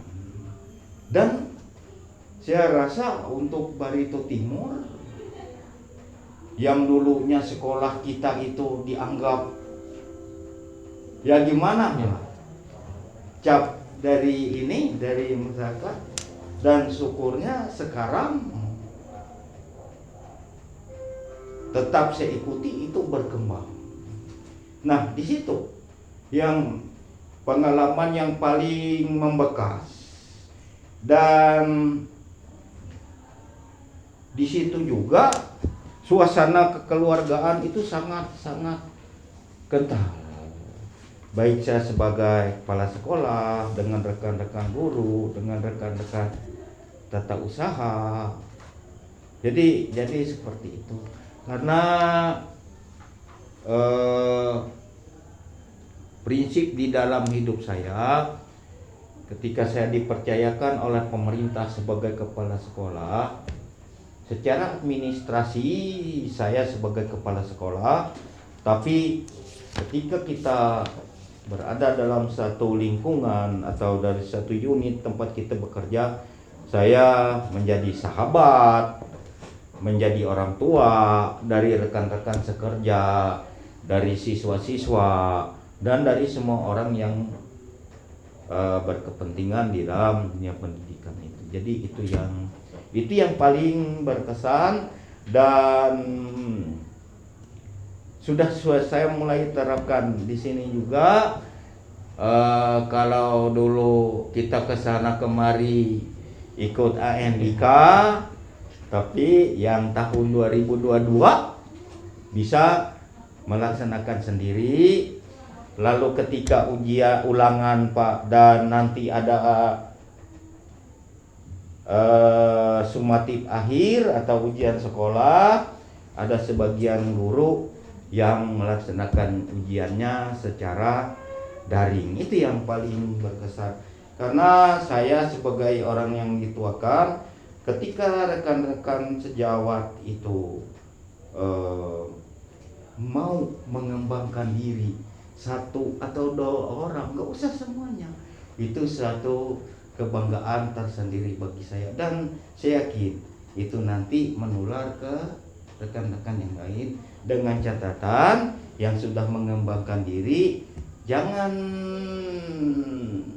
tidak mau membagi apa yang dia miliki ke rekan-rekan sejawat. Itu Pak yang paling berkesan di selama saya jadi pimpinan. Baik Pak, terima kasih. Pada kesempatan ini kami sudah disajikan, Bapak sudah berbagi praktik baik Bapak selama menjadi kepala sekolah, terutama dalam konteks pengambilan keputusan. Sudah banyak tadi yang kami dapatkan, terutama bagaimana Bapak mengambil keputusan tetap menghargai hak dan martabat orang. Kemudian bagaimana Bapak mengambil itu, Bapak berpikir untuk kepentingan siswa, bukan hanya kepentingan beberapa orang, tapi berpusat kepada siswa. Kemudian juga Bapak tadi sudah memberikan juga pengalaman yang Bapak rasa berkesan, terutama kita tahu Bapak terus salah satu yang memprakarsai UNBK berbasis komputer di Barito Timur. Kepala sekolahnya yang melaksanakan pada saat itu termasuk pertama Pak melaksanakan ujian nasional berbasis komputer. Pada kesempatan ini kami berterima kasih Pak atas kesempatan yang diberikan. Mohon maaf kalau dalam pertanyaan atau pernyataan kami ada kata-kata yang tidak baik, atau tindakan kami atau sikap atau gerakan tubuh kami yang mungkin tidak berkenan kepada Bapak. Kami mohon maaf, dan kami sangat berterima kasih sekali lagi atas kesempatan yang diberikan seluas-luasnya. Semoga Bapak dalam menjalankan tugas semakin berhasil Pak di sekolah yang baru, menularkan apa yang sudah baik yang sudah dilakukan Bapak selama ini di sekolah yang baru, dan sekolah yang Bapak pimpin menjadi sekolah yang maju, terutama dalam nanti keputusan-keputusan yang diambil sesuai dengan yang sudah Bapak sampaikan ini. Terima kasih Pak, selamat pagi dan salam sehat.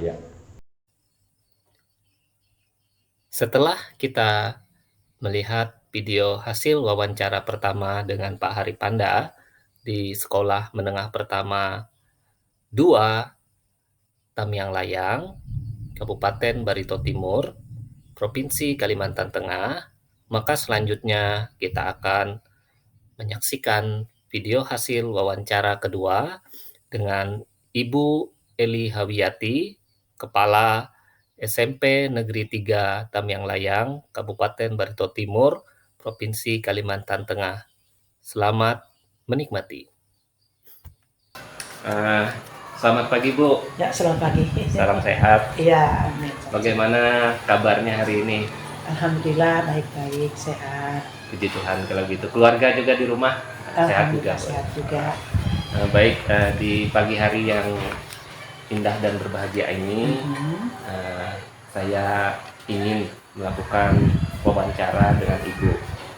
Jadi wawancaranya ini topiknya adalah tentang wacana praktik pengambilan keputusan yang selama ini dijalankan, terutama untuk kasus-kasus di mana ada nilai-nilai kebajikan saling bersinggungan, atau untuk kasus-kasus dilema etika yang nilainya sama-sama benar. Nah, jadi di dalam pengambilan keputusan mungkin Ibu punya pengalaman-pengalaman yang bisa dibagikan nanti di dalam wawancara ini kepada kami sebagai calon guru penggerak Angkatan 7 dari Kabupaten Barito Timur, seperti itu. Baik Bu, mulai saja. Silakan. Mungkin pertanyaan pertama dari saya, bagaimana Ibu melihat persoalan-persoalan yang terjadi di sekolah Ibu? Kemudian bagaimana pemikiran Ibu dalam menjalankan keputusan-keputusan, terutama untuk kasus-kasus di mana ada dua kepentingan yang sama-sama benar. Seperti itu. Iya, terima kasih. Ini kita berbicara yang ada yang real di sekolah ini. Yang pertama, saya melihat hal-hal seperti itu mulai beranjak dari visi misi sekolah. Seperti mungkin Bapak ketahui, salah satu visi misi kita yaitu menciptakan siswa itu berbudi pekerti dan bermental kuat. Jadi ini yang jadi permasalahan di sekolah ini, ada salah satu siswa secara fisik sudah terlihat ada perbedaan di antara teman-teman yang lain. Sementara sekolah kita sebenarnya bukan sekolah untuk itu. Ya, bukan sekolah inklusif. Iya. Nah, karena ini mengingat hak dan kewajiban anak itu dengan yang anak yang normal dengan yang tidak normal itu sebenarnya punya hak yang sama. Nah, karena itu lalu saya sebagai penanggung jawab sekolah ini dengan melibatkan teman-teman berusaha untuk menangani, kadang kata sederhananya demi kebaikan anak itu sendiri. Baik,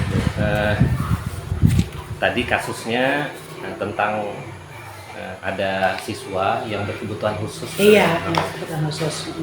Kemudian Bu, dari beberapa kasus tadi, terutama kasus dilema etika, kira-kira Ibu bagaimana langkah-langkah atau prosedur seperti apa yang Ibu lakukan selama ini untuk dalam kasus-kasus seperti ini? Iya, yang seperti tadi sudah saya katakan, ini yang berusaha pihak sekolah berusaha untuk menangani kasus yang sudah terlihat secara fisik, secara lahiriah. Itu tentu saja kita mengadakan identifikasi dulu terhadap masalah yang ada. Kemudian dari hasil identifikasi kita mencari informasi mengapa istilahnya hal itu sampai terjadi di sekolah ini. Kemudian selain dari itu informasi-informasi yang diperoleh kita adakan evaluasi supaya kita bisa mengambil keputusan yang nantinya tidak merugikan semua pihak. Karena kalau kita biasanya itu kalau ada hal-hal seperti ini, kalau yang namanya keputusan berarti itu ada pilihan di sana. Nah, diharapkan dalam pilihan-pilihan mengambil keputusan ini nanti tidak ada yang merasa dirugikan, baik dari pihak siswa itu sendiri maupun dari pihak sekolah. Karena kekurangan yang terjadi atau hambatan pada anak itu semua pihak yang tidak mengharapkan hal itu terjadi. Ya, betul sekali, karena seperti yang Ibu katakan tadi, walaupun dia punya kekurangan tapi dia punya hak juga untuk belajar sama seperti siswa lainnya di sekolah kita. Di satu sisi mungkin juga dia punya tanggung jawab yang sama juga di sekolah. Nah, jadi mungkin itulah nilai-nilai yang sama-sama berbenturan di sini Bu ya. Di satu sisi kewajiban dan tanggung jawab itu. Kewajiban dan tanggung jawab. Iya. Kemudian Bu, hal-hal apa saja yang Ibu anggap efektif dalam pengambilan keputusan, di mana ada dua kepentingan tadi yang sama-sama benar? Iya. Tentu saja kita dari hasil identifikasi tersebut kita harus lihat betul-betul secara teliti sehingga bisa nanti pengambilan keputusan itu bisa membantu dari kedua sisi tersebut, ya. Karena tadi sudah dikatakan bahwa siswa di sekolah ini kita tahu bahwa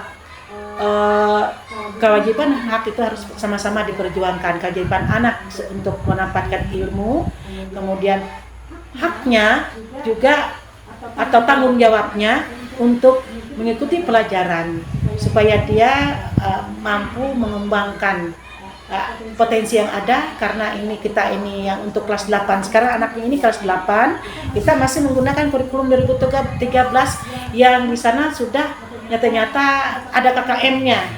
KKM. Sementara anak ini ada mata pelajaran tertentu yang tidak mampu mencapai kriteria yang sudah ditentukan. Nah, karena ketidakkemampuan atau karena keterbatasan fisik yang dia miliki. Nah, itu yang mendorong ibu bapak guru dalam mengambil keputusan itu melibatkan harus banyak pihak. Pertama, pengertian dari orang tuanya, kemudian dari pihak guru sebagai pemberi ilmu, kemudian teman-temannya juga di kelas juga perlu itu juga dilibatkan sehingga mereka juga bisa mengerti bahwa temannya ini, kekurangan temannya ini bukan dijadikan bahan olok-olokan misalnya atau menjadi hambatan, bahkan lebih bagus kalau mereka bisa membantu, karena semua itu tidak dikehendaki oleh individu yang bersangkutan. Betul, karena itu sudah lahiriah Bu, ya. Iya. Bukan dia menginginkan. Iya. Kemudian Bu, tadi pada pertanyaan sebelumnya prosedur, Ibu sudah menyampaikan prosedurnya, terutama untuk mengambil keputusan itu yang tidak merugikan peserta didik atau orang atau seluruh kepentingan gitu, tidak merugikan seluruh kepentingan tadi.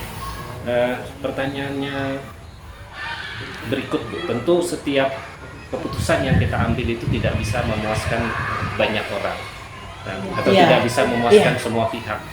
Tentu misalnya kalau dalam kasus ini tadi mungkin yang tidak terpuaskan mungkin bagaimana kalau kita menaikkan, mungkin guru-guru yang merasa dia tidak sampai KKM, kenapa kita naikkan, atau bagaimana dampak jangka panjangnya dengan siswa yang lain kalau ini saja, misalnya seperti itu dari pihak guru misalnya.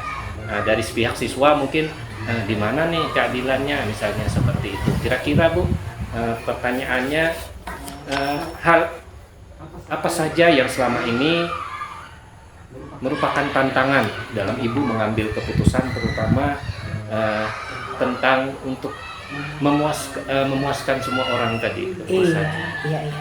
Iya. Tadi di awal sudah saya katakan bahwa mengambil sebuah keputusan itu bukan hal yang mudah sebenarnya, karena kita harus berdiri di antara kedua sisi itu, harus adil. Memang semua keputusan pasti ada tantangannya. Pertama, karena kita mungkin tidak mampu menyamakan dari kedua sisi keputusan tersebut. Pasti ada yang dirugikan dan ada yang diuntungkan. Namun kita tetap mengingat dari sisi kemanusiaan, dari sisi keadilan. Seperti anak ini, betul, anak ini kita lihat secara fisiknya sudah memang tidak mungkin istilahnya bisa disamakan dengan siswa yang lain. Nah, karena itu lalu keputusan itu ya tentu saja ada yang pro kontranya. Inilah tantangan kita, harus mampu memberikan pengertian kepada sisi yang merasa tidak diuntungkan, Atau tidak bisa terpuaskan tadi. tidak terpuaskan. Kita harus bisa memberikan pengertian kepada mereka, terutama terhadap anak ini. Kita harus bisa memberikan pengertian kepada mereka bahwa anak ini misalnya dia tidak dinaikkan, misalnya, toh nanti tidak akan ada istilahnya mengubah keadaannya. Iya, betul. Lebih bagus kita bantulah dia untuk mendapat haknya untuk tetap belajar sesuai dengan yang dia inginkan. Karena ini saya katakan tadi di depan, tidak kita kehendaki. Betul. Pihak sekolah pun ini sebenarnya memang seperti mau tidak diterima, Tidak, ya sulit. Sudah. Tadi yang pertama udah terlanjur, yang kedua dari sisi kemanusiaan, dari sisi lingkungan juga, karena kita maklumlah kita kan hidup harus bermasyarakat di lingkungan, tidak mungkin egois istilahnya. Oh, sekolah kami tidak menerima Tidak, orang seperti ya, ini, betul. ya tidak mungkin juga. Baik Bu, kemudian tadi kan sudah Ibu jawab juga tentang bagaimana caranya supaya untuk memberikan pengertian kepada semua pihak Iya. tentang keputusan yang sudah dibuat, sehingga nanti keputusan yang sudah dibuat itu dapat dipahami, diharapkan dapat dipahami oleh semua pihak. Kemudian bagaimana cara Ibu untuk memastikan keputusan yang sudah diambil tadi tetap menghormati hak dan martabat semua pihak yang terlibat? Iya. Ya kembali ke yang tadi, untuk yang istilahnya kita memang sulit untuk memuaskan kehendak orang, karena ini melibatkan keputusan orang banyak. Yang dipastikan kita anak ini yang kita istilahnya memberikan rasa nyaman yang penting kepada siswa ini. Kalau ibu bapak gurunya juga harus bisa mendukung dia, teman-teman juga harus bisa mendukung dia, juga memberikan semangat. Alangkah bagusnya kalau kita bisa memberi lebih, misalnya anak ini nanti kita bisa pastikan aman dari hinaan temannya atau olok-olokan temannya. Kita pastikan itu nanti kalau sudah sampai ke sana, ya anggap itulah merupakan sebuah keberhasilan kita. Jadi diharapkan sekali lagi kalau semua pihak sudah bisa mengerti, paham tentang keadaan seperti ini, tentang keadaan anak ini, saya pastikan keadaan itu pasti bisa berjalan dengan normal. Baik Bu, selanjutnya Bu, bagaimana cara Ibu menilai mungkin ada keputusan yang mungkin ada yang mungkin bertentangan atau kurang tepat seperti itu di dalam pengambilan keputusan. Mungkin dalam mengambil keputusan mungkin kita kan keputusan itu sambil berjalan mungkin terus kita evaluasi, misalnya seperti itu. Misalnya di dalam evaluasinya itu mungkin nanti ini kurang tepat seperti ini mungkin keputusannya. Bagaimana cara Ibu menilai bahwa keputusan itu mungkin kurang tepat atau perlu diperbaiki? Iya, yang namanya juga sebuah keputusan. Kalau boleh kita katakan itu kan baru seperti uji coba. Ya tentu saja tidak semuanya berjalan sesuai dengan keinginan dan kehendak kita. Nah, karena ini sifatnya berkelanjutan dan tidak berlakunya sementara, tentu saja keputusan itu pasti selalu dievaluasi. Nah, kalau yang sudah bagus tetap dipertahankan. Nah, bagi yang keputusannya yang masih, kebijakan yang diberikan itu masih ada yang kurang, mari kita evaluasi kembali dan kita cari solusinya di mana, kurangnya di mana. tentu saja itu semua bukan hanya saya yang melakukannya, tetap melibatkan orang banyak, karena kuncinya itu kerjasamalah yang penting diutamakan di sini. Ya, karena tanpa kerjasama antara semua pihak, terutama keluarga sekolah, warga sekolah, ya saya yakin itu tidak bisa berjalan dengan bagus. Selanjutnya Bu, apakah Ibu mempunyai tata kelola atau jadwal tertentu dalam mengambil sebuah keputusan?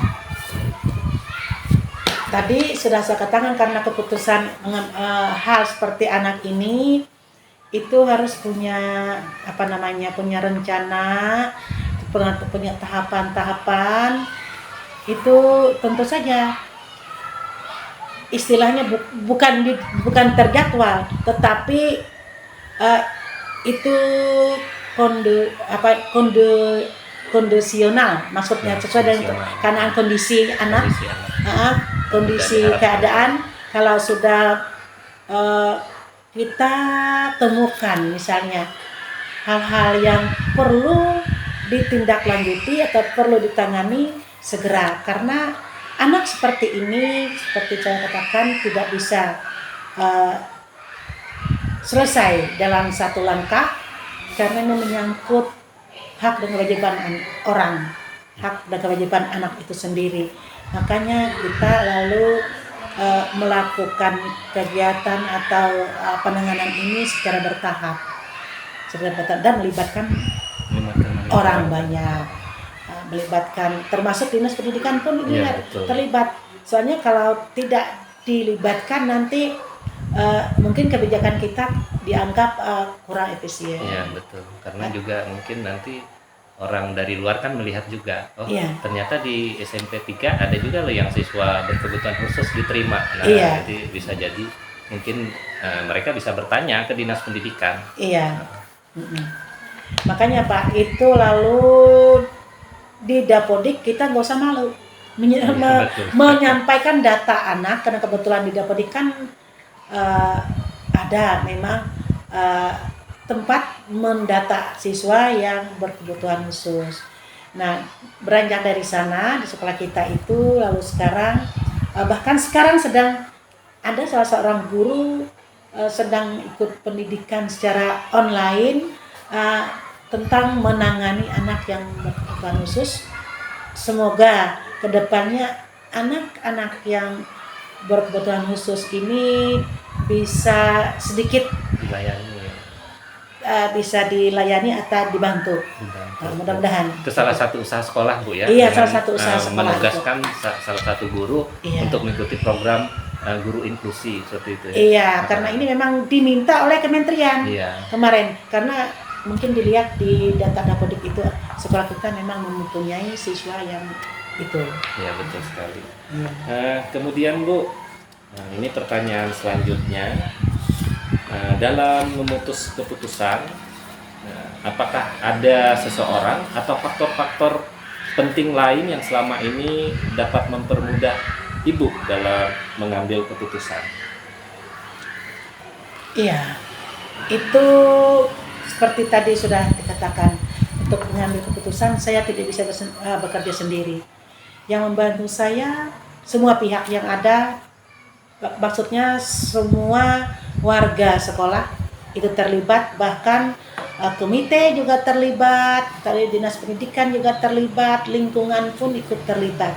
Nah, keterlibatan semua pihak itulah yang mempermudah dan membantu saya untuk membuat keputusan. Karena kalau hanya saya sendiri tidak mungkin berjalan. Betul. Itu prinsipnya, kerjasama untuk kemanusiaan. Betul sekali. Itu prinsipnya.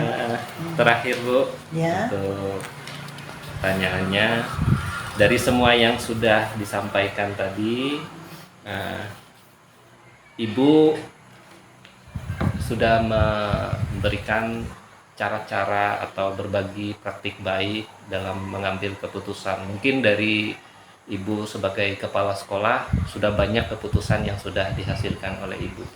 Pertanyaan berikutnya,